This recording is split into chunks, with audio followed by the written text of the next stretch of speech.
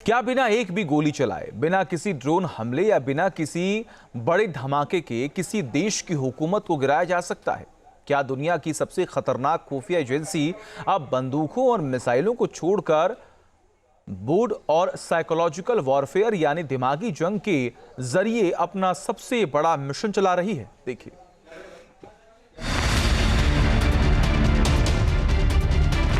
Iran के अंदर active हो चुकी है इजराइल की पॉइजन मशीन।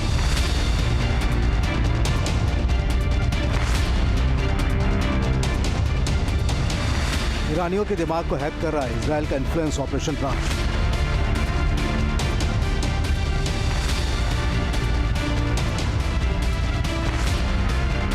न ड्रोन से न मिसाइल से ईरान के खिलाफ इजराइल का कीबोर्ड युद्ध।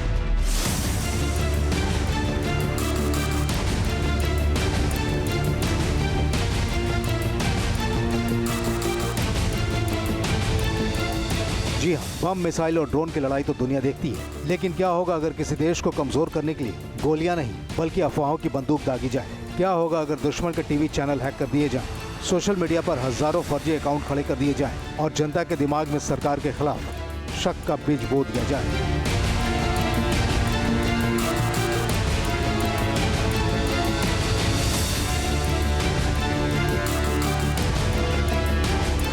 इजराइल की एक मीडिया रिपोर्ट ने दावा किया है कि खुफिया एजेंसी मोसाद ने ईरान के खिलाफ एक ऐसी सीक्रेट यूनिट तैयार की है जो बंदूक नहीं चलाती लेकिन दिमागों पर हमला करती है। इस खुफिया एजेंसी का नाम है इन्फ्लुएंस ऑपरेशन ब्रांच।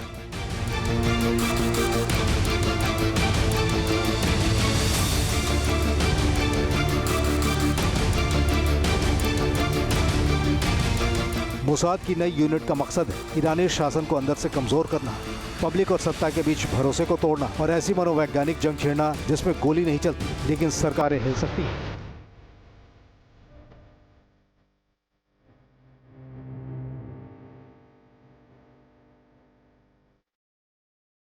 क्या है मोसाद की ये रहस्यमयी ब्रांच?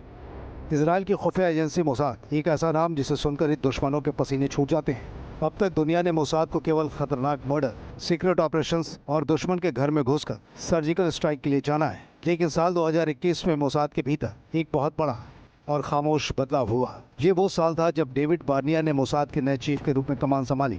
कमान संभालते ही बार्निया ने बंदूक और बारूद से इतर एक नया विभाग बनाया, इन्फ्लुएंस ऑपरेशंस ब्रांच। इस विभाग का मकसद कोई शारीरिक हमला करना नहीं था बल्कि ईरान की जनता और वहाँ के शासकों के मनोविज्ञान से खेलना था।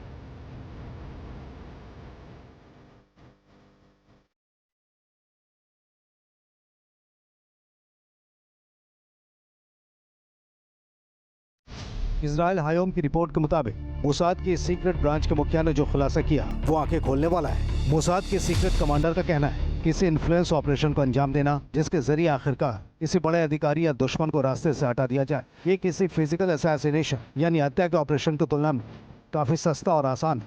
मोसाद अब ये समझ चुका है कि ईरान जैसे देश सिर्फ जनरलों को मारने से सरकारें नहीं बदलती। अगर व्यवस्था को बदलना है तो जनता के अविश्वास को भड़काना होगा। मोसाद का ये नया भी ईरान के सिक्योरिटी सिस्टम इंटरनल अविश्वास पैदा कर रहा है। वो बिना कोई फोन बाहर ईरान की लीडरशिप को आपस में लड़वा रहे हैं। अब सवाल है कि आखिर ये विभाग काम कैसे करता है। मोसाद की इस तकनीक को नाम दिया गया है पॉइजन मशीन। ये कोई जहरीली गैस या केमिकल वेपन नहीं बल्कि ये इन्फॉर्मेशन का एक ऐसा जाल जो सोशल मीडिया पर फैलाया जाता है। इस मशीन के तहत मोसाद ने हजारों की संख्या में फर्जी सोशल मीडिया अकाउंट्स बनाए। ये अकाउंट्स हूबहू किसी आम ईरानी नागरिक या सरकार विरोधी प्रदर्शनकारी जैसे दिखते हैं। इन अकाउंट्स के जरिए ईरान सरकार के खिलाफ ऐसी जानकारियां, अफवाहें और लीक दस्तावेज शेयर किए जाते हैं जिससे ईरान के आम लोगों में अपनी ही सरकार के प्रति गुस्सा सातवें आसमान पर पहुंच जाए।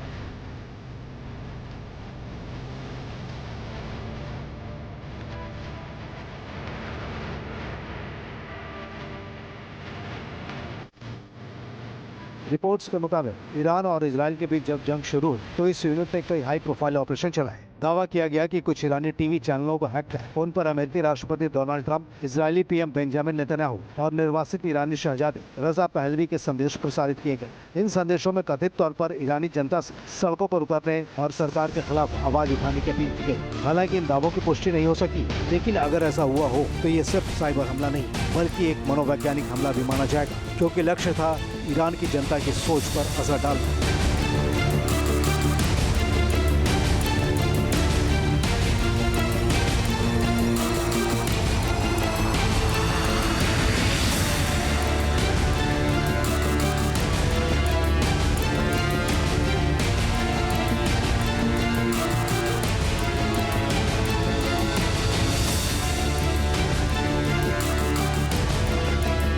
मोसाद के इस विंग का सबसे खतरनाक खेल पिछले साल 13 जून को देखा गया। मोसाद ने जानबूझकर मीडिया और सोशल मीडिया पर कुछ धुंधली तस्वीरें लीक की। इन तस्वीरों में दावा किया गया कि ईरान की राजधानी तेहरान की नाक के नीचे संवेदनशील ठिकानों के पास मोसाद के लाइव एजेंट मौजूद हैं। इन तस्वीरों के बाहर आते ही ईरान के सुरक्षा महकमे में हड़कंप मच गया। ईरान की खुफिया एजेंसियां पागलों की तरह अपने ही लोगों पर शक करने लगी। तेहरान की सड़कों पर संदिग्धों की अंधाधुंध धरपकड़ शुरू हो गई। नतीजा क्या हुआ?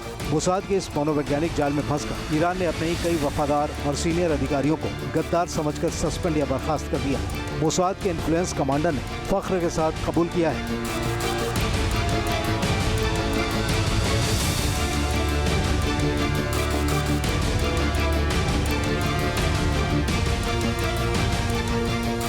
इंटरनेट ब्लैकआउट करने के बावजूद वीपीएन के जरिए मोसाद नैरेटिव फैलाने में कामयाब रहा है। ईरान की खुफिया एजेंसियां मोसाद के इस डिजिटल भूत को पकड़ने में नाकाम रही हैं। मोसाद की इन्फ्लुएंस ऑपरेशन ब्रांच ने ये साबित कर दिया है कि आधुनिक दौर में इंफॉर्मेशन यानी सूचना ही सबसे बड़ा बारूद है। ईरान में बैठे हुक्मरान आज भी इस बात से परेशान नहीं है कि आसमान से कोई मिसाइल गिरेगी, बल्कि वो इस बात से खौफजदा है कि उनका अपना ही सुरक्षा करने या उनका अपना ही कोई करीबी जनरल मोसाद के किसी फेक नैरेटिव का शिकार तो नहीं हो गया। मोसाद के चीफ डेविड बार्निया के इस नए विंग ने ईरान के खिलाफ जो जंग छिड़ी है उसका अंत क्या होगा ये तो वक्त बताएगा। लेकिन एक बात साफ है, मोसाद की इस खुफिया एजेंसी ने ईरानी अधिकारियों की रातों की नींद जरूर उड़ा दी है।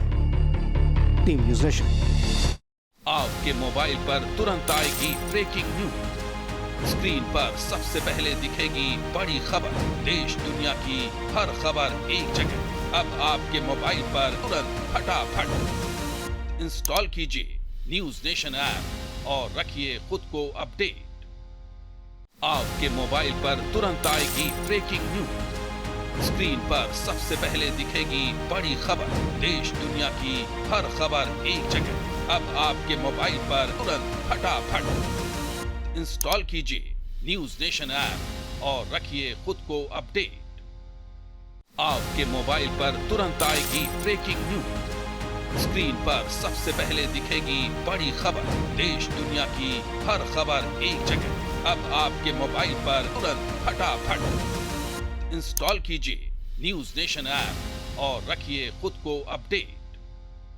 आपके मोबाइल पर तुरंत आएगी ब्रेकिंग न्यूज। स्क्रीन पर सबसे पहले दिखेगी बड़ी खबर। देश दुनिया की हर खबर एक जगह। अब आपके मोबाइल पर तुरंत फटाफट इंस्टॉल कीजिए न्यूज़ नेशन ऐप और रखिए खुद को अपडेट।